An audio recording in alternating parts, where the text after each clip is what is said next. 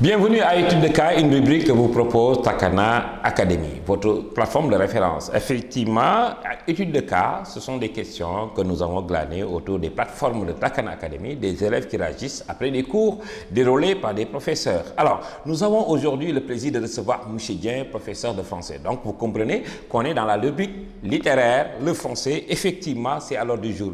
Aujourd'hui, M. Dieng, nous avons reçu beaucoup de questions. Alors, certaines questions sont relatives à la poésie, d'autres à la dissertation. C'est comme si, effectivement, ce sont les cours qui ont été déroulés. Alors, pour nos cas, nous avons 5 cas.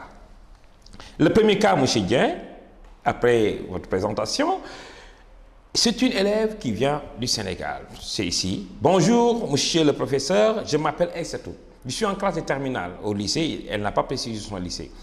J'ai souvent du mal à distinguer la poésie des autres genres littéraires. Qu'est-ce qui la rend si unique? Donc, la particularité de la poésie, M. Dieng. Merci beaucoup, M. Diak. Tout un plaisir de vous rencontrer encore ici à Takana Academy. Comme vous dites, c'est une plateforme de référence. Donc, cette question-là, elle est pertinente.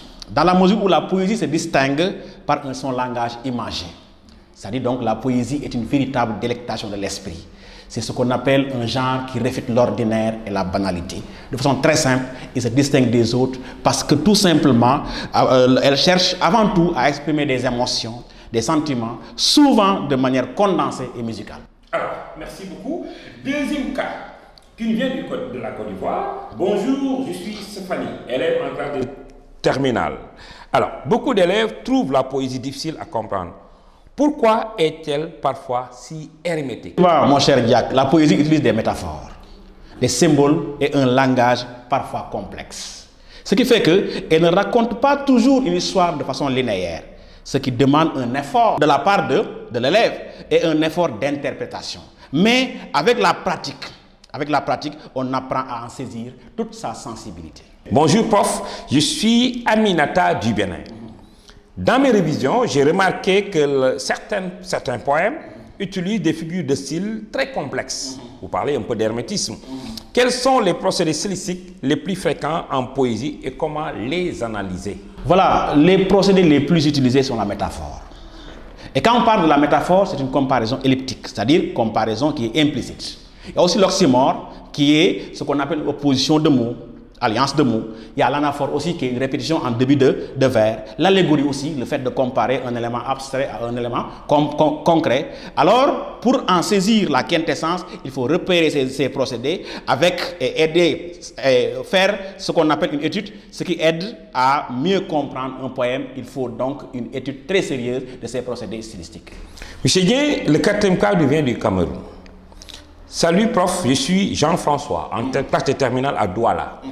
Comment faut-il analyser un poème pour être sûr de ne pas passer à côté de son sens? Donc il faut donc d'abord identifier le thème essentiel, c'est ce qu'on appelle le thème central. Repérer les figures de style et examiner le rythme. Le rythme, vous savez, en poésie, on peut tout parler sauf le rythme. C'est la musicalité. Ce qui donne sens à la poésie, c'est ça. Alors, quand on fait ça, on se demande aussi les effets que ces procédés-là ont. Ce qui fait que tu vas communier avec les mots, tu vas communier avec la poésie. Ce qui fait que tu vas comprendre aisément. Merci M. Dieng. 5e et dernier cas, un élève qui nous vient du Mali.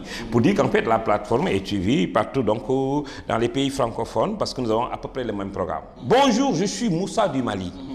Je voudrais mieux comprendre la poésie, mais j'ai du mal à l'apprécier et la mémoriser. Là donc, il nous faut donc une technique. Et d'abord, il faut lire à haute voix, à chaque fois, faire des répétitions pour saisir le rythme. Il faut aussi comprendre les images. Le message aussi rend la lecture plus intéressante. C'est-à-dire que le fait de répéter, de se répéter et de se donner en action, c'est ce qui fait que l'élève va être en mesure de comprendre un poème.